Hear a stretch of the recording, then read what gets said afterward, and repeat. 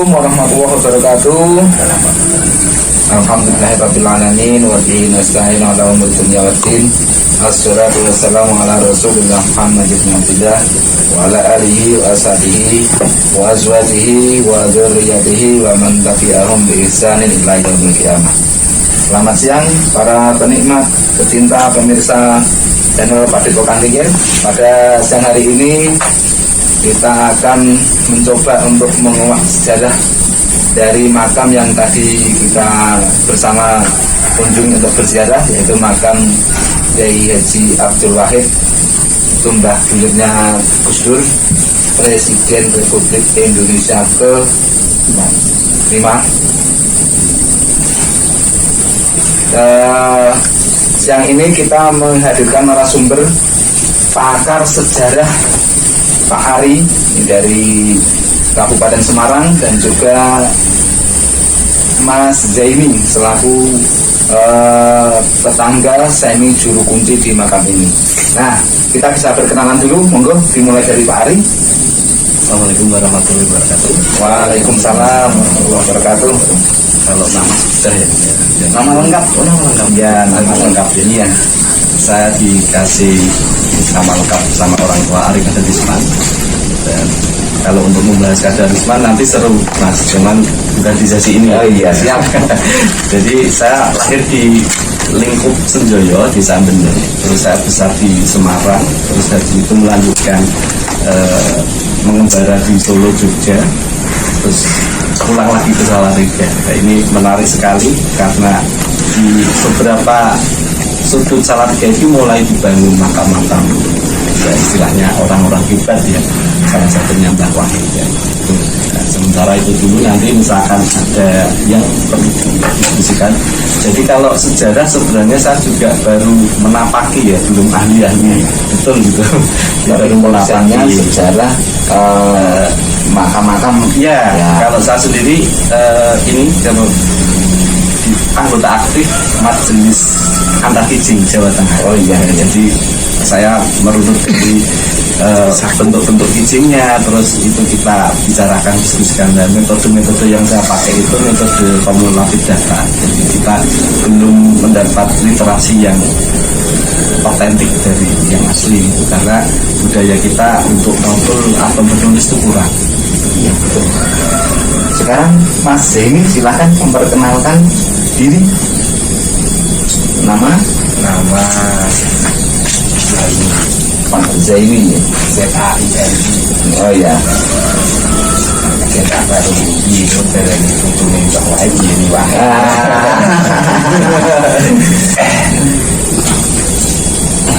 Ini juru kunci ya, Mas? Oh bukan, tapi beliau ini karena dekat, kebetulan posisinya tuh dekat dengan makam. Sekarang bertanya lagi. Ini ada form. Betul. Bahasa Jawa apa kata? Orang tidak apa-apa. Nanti biar editornya yang mau translate. Banyak ziarah yang kermah ini, tak kok ini, ngerti ini kunci. Ah ya. Kebetulan kan mungkin ke bulan asik ke sini hubungan yang konduro mampir, tong mampir. Nanti biyen kok Mojokerto bersyukur aku tak sarungan gondrong. Tunjuk tangan gue. Padahal berbeda itu perautan itu.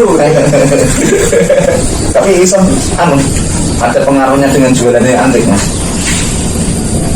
Ada yang mampir ke sini terus beli atau cerita jualan malahan gitu. Iya, sama sing ngono-ngono ki malah akeh kedagian ora. Akeh kedagian. Oh, sing rene biasane mabur-mabur dukun ngono-ngono ki ora tuku.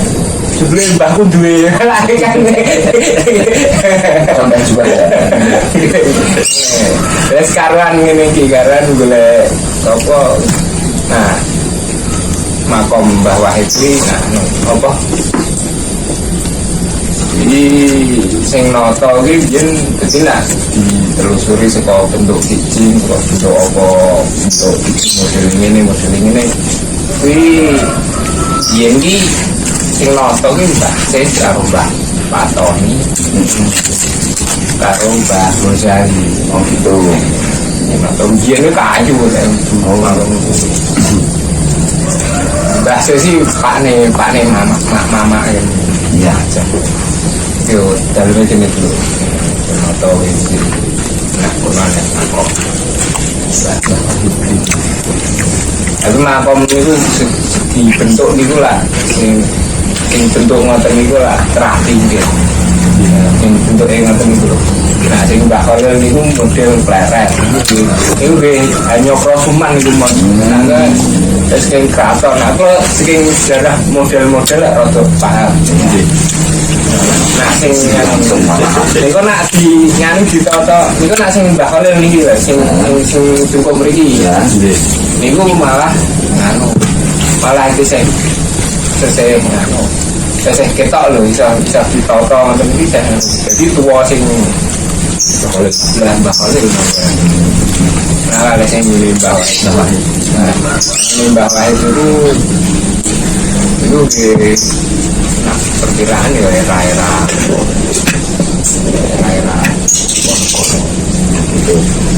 Kita lanjut, kita tanya Mas Ari lagi.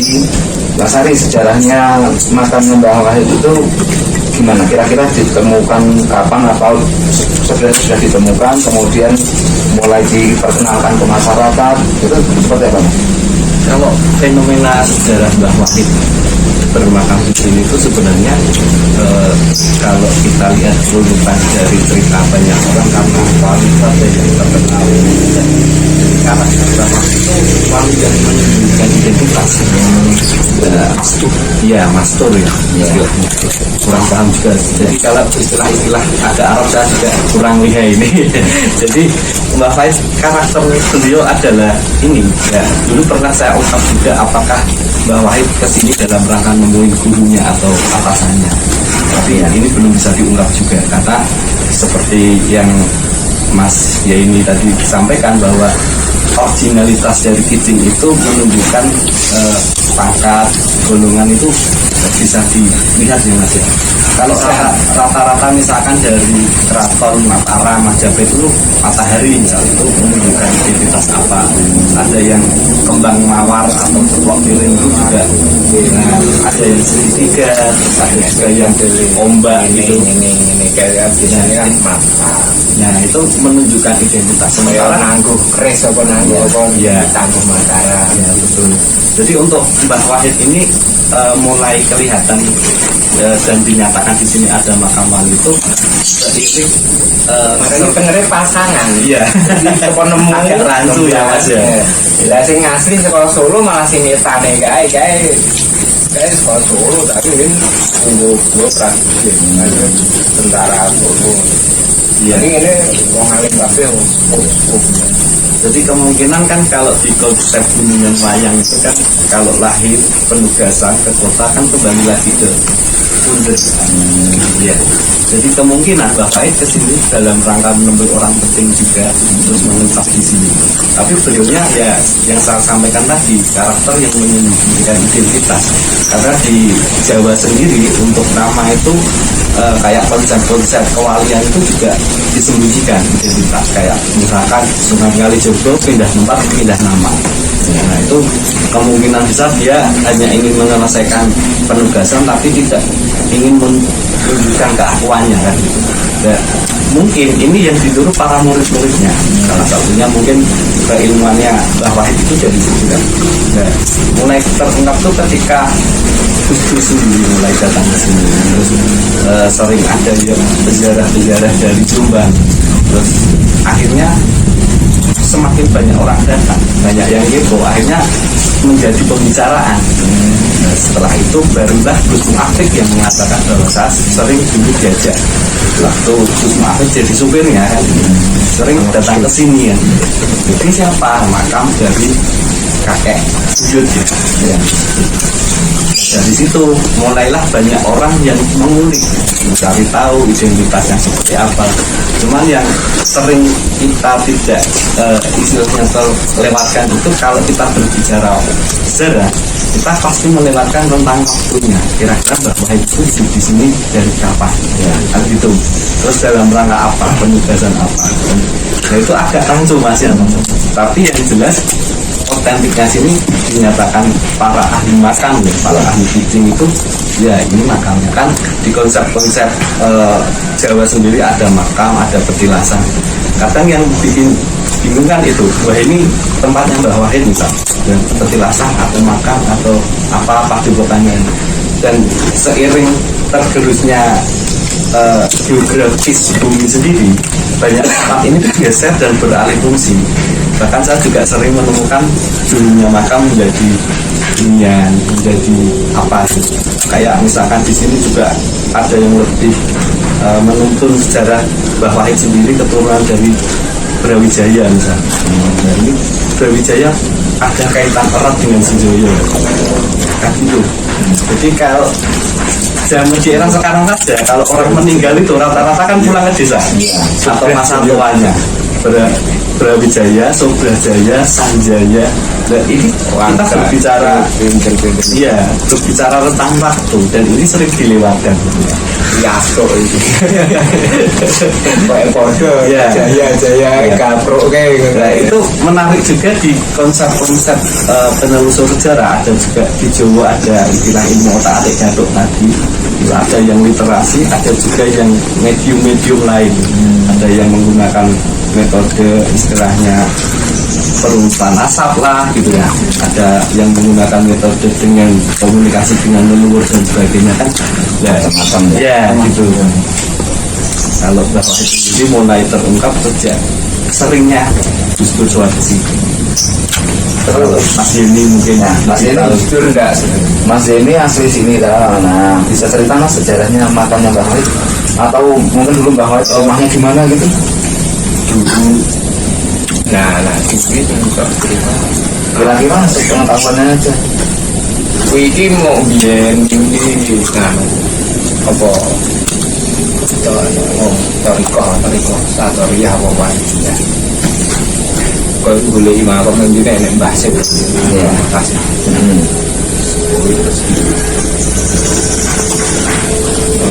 Terus pertama hui terus nganui terus kustur Selangor pintu pertama Rasido itu kesini 2 kali. Itu sudah menjadi presiden atau sebelum presiden atau sesudah masa kepresidenan kira-kira?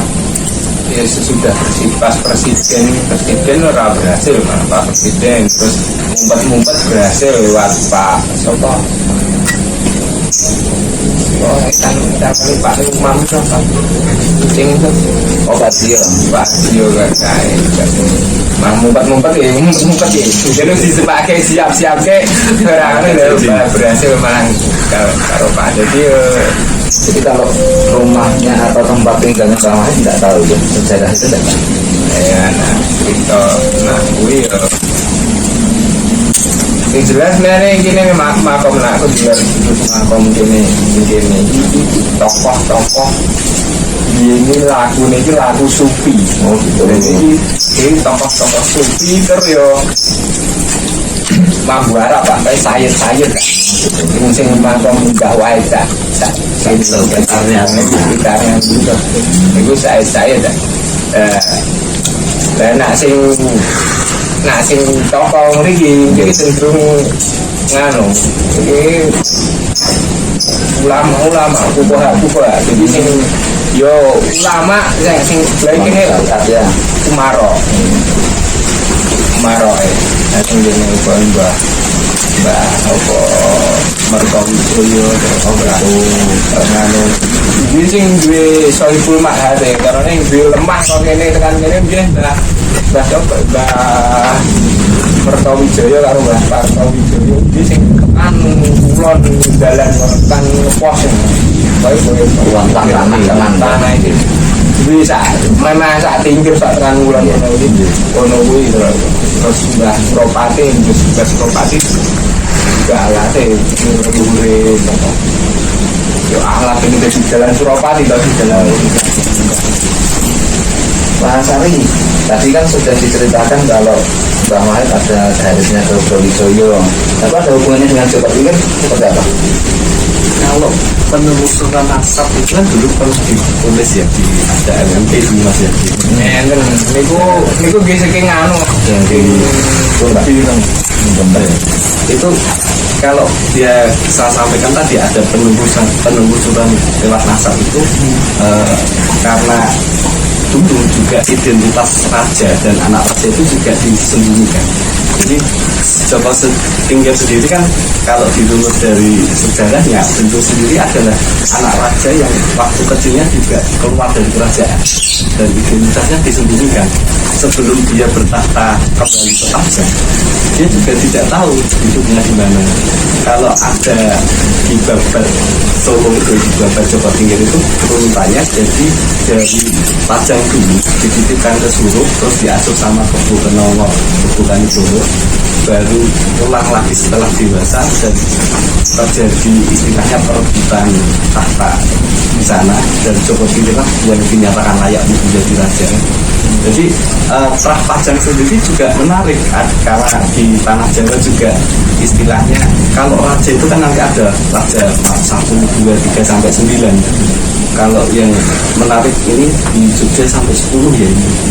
Juga rata-rata kalau zaman dulu raja itu sampai 9 itu Ganti sekali. ganti itu ada. Nah itu kalau diurutkan dari situ itu dari pemahaman saya Joko Tingkir itu di jalur Brawijaya tadi, cuman keturunan keberapa identitasnya tidak dibuka. Jadi dulu karena saya juga menemukan di sistem sekarang ya, kalau sekarang anaknya Jokowi jadi wali kota jelas, tapi kalau anak-anak orang penting di Indonesia kan disembunyikan juga. Saya juga dulu pernah ngajar waktu Pak Juli jadi wali kota, saya nggak tahu kalau anaknya Pak Juli, dan saya ngajar setiap hari ketemu. Setelah ada anak ini sakit, saya antar ke rumah, ternyata anaknya Pak Juli, dan anak ini nggak pernah bilang kalau anaknya wali kota ini.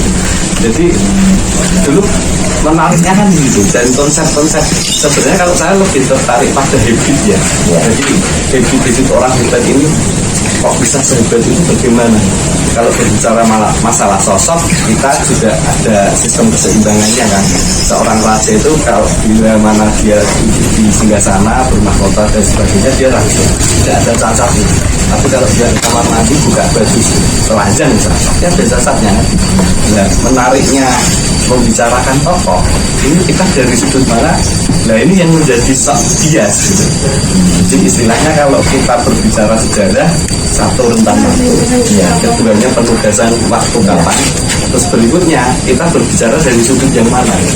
Nah itu kalau dari keturunan sendiri agak membias karena sejarah Joko Tingkir sendiri sebelumnya pernah ada istilahnya dulu perang ya kan, dulu era perang antara peralihan antara Majapahit sampai Pajang itu kan. Iya, peralihan itu dan masa-masa peralihan itu sangat warning, sangat bahaya ketika ini dibuka. Nah yang gitu. Jadi ada mungkin kemungkinan ada saya sebut kecelakaan sejarah, ada sejarah kelam yang tidak bisa atau tidak mampu dibicarakan di umum gitu. Tidak pantas ya, tidak ya. Itu bahkan banyak sekali di tadi Mas Ibnu bilang bahwa negara kita bukan negara penulis, ya karena saya menemukan naskah di tahun 600 misalkan terus adanya catatan Singapura sama catatan Cina. Nusantara nggak punya. Nah, pertanyaannya terus catatan Nusantara sendiri apakah ada atau ya enggak kan? Mungkin bisa jadi karena peralihan berkas-berkas dikumpulkan lalu disimpan kan bisa. Nah, jadi kalau berbicara sejarah itu menariknya di situ.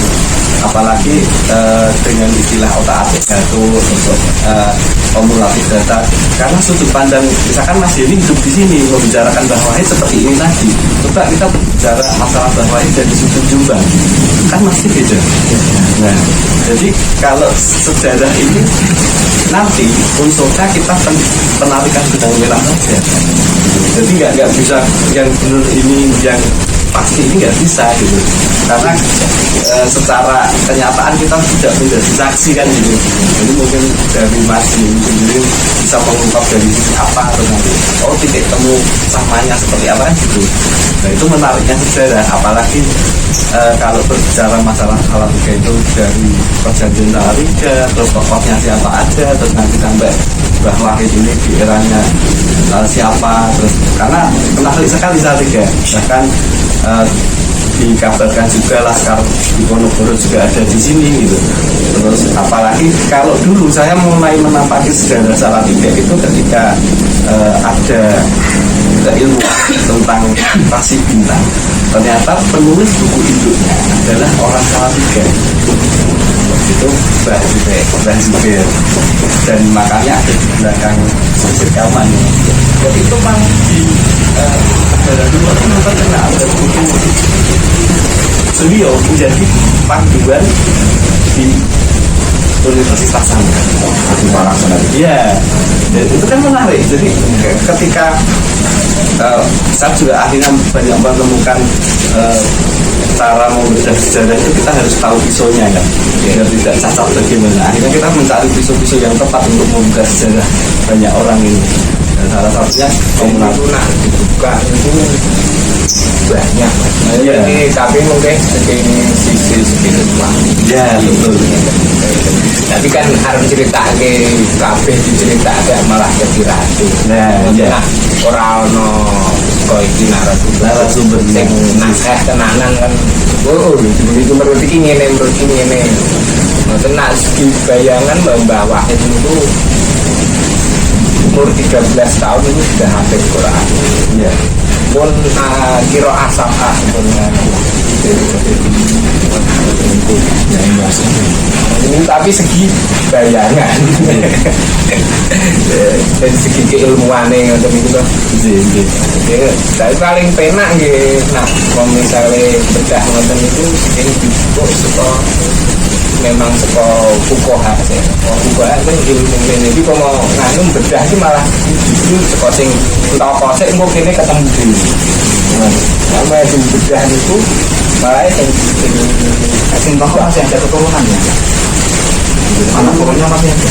Anak turunnya kata sing bangun masjid Sagrahan pon bisa di wawancara kan ngono lewat jalur nasab keturunan. Cerak Pak Ropek cerak Pak Ropek jelas Pak Ropek nggih kita ya kalau cilik Pak Iya. itu ya Pak Zainal apa Mbak Zainal barang ya bisa paham aku ini malah masih cetok nak kuwi cetok nah gitu kalau sing Umar iki ini ya cetok ning nopo kok ora di nganu ora Dibuka gitu ya. memang tapi ini memang piye ini iya, nah aku dulu ini mau perkara mas ini jadi ini uang serti ini genre serti banget kalau pun proyek menurutku ini aneh unsur ini direkam lagi kamu bisa bisa di suaranya biasa. Jadi Neng ini sudah berapa lama di Indonesia ini sudah berapa lama? 10 tahun 8 tahunan. Jadi saksi romene kan sejarah yang jadi sejarah apa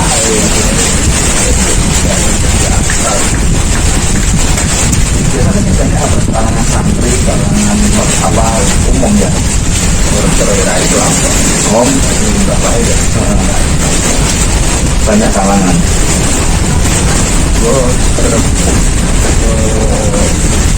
jadi nak uang ini mampir ini assalamualaikum ya jawab nanti omong boso wiwitan Awan apa bunyi gue?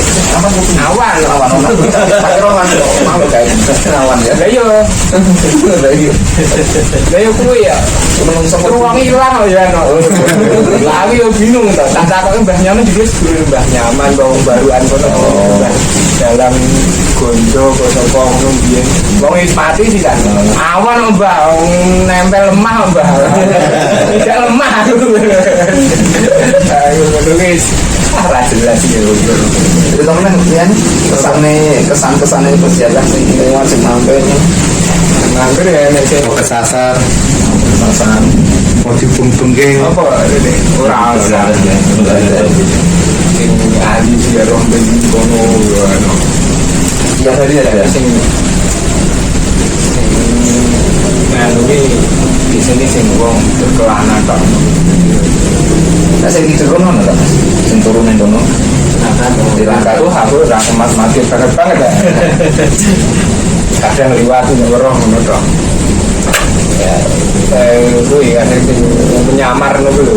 Jadi wong kaya kelana nyandang sak sae kadang yo nyentri kadang yo ngono kita rawong barang. nah harapannya itu maksudnya bisa menjadi ramai, kemudian bisa menjadi tempat wisata religi, terus kemudian bisa mendatangkan mata pencaharian yang memang kira-kira ada. Ini jadi ramai, kan parkiran juga lah. Apa teh mikir ya. Luas pokoknya mas.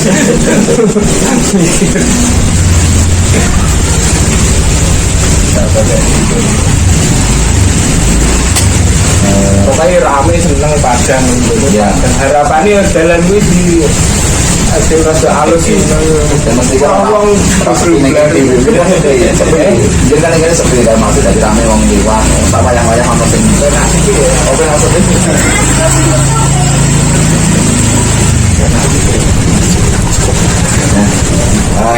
Sepertinya durasi sudah cukup lama.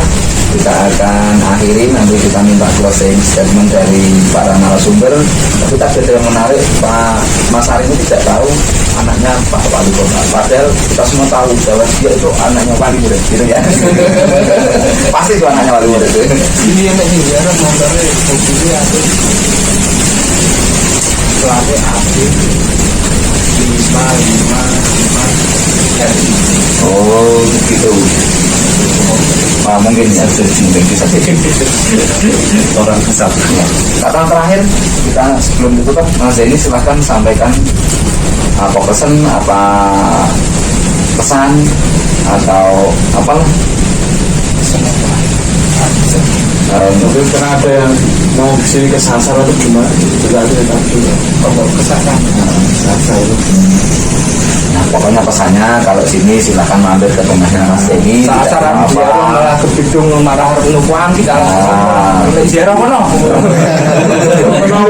jadi rezeki juga ya sambil promo boleh boleh sudah akeh dagangan lagi Ya kan untuk jangan percaya di tender. Mas Ari closing statement silahkan. ya hidup ini adalah sebuah pesta ya. Kita hidup ini harus bahagia. Terbukti kita itu masih banyak ditinggali sama leluhur ya. Jadi buat apa kita istilahnya khawatir tentang jangkauan. Terbukti Mbak Wahid walaupun studionya sudah sare dan mendatangkan banyak orang kan. Dan ini salah satu bukti bahwa kita itu masih menjaga kita kan. Jadi jangan pernah khawatir terhadap nilai keberkahan yang masih banyak. Itu pesta tetap bahagia, tetap gembira. Itu aja dari saya. Sekian. Assalamualaikum warahmatullahi wabarakatuh. Terima kasih, demikian tadi bintang-bintang kita dalam rangka penelusuran sejarah di makam Kiai Abdul Wahid, buyutnya Gus Dur, Presiden keempat, maaf saya ralat, tapi tak hitung lagi ya, Presiden keempat Republik Indonesia. Benar kelima? Keempat lah. Nah, kita akhiri. Ada yang baik, ada nasihat yang baik, kita bisa ambil hikmahnya. Yang tidak baik kita tinggalkan. Semoga kita tetap diberikan kesehatan, dilapangkan rezekinya, diberikan umur yang panjang, yang berkah, yang manfaat. Dari kami, akhirul kalam, wallahu muwaffiq ila aqwamit thoriq. Assalamualaikum warahmatullahi wabarakatuh.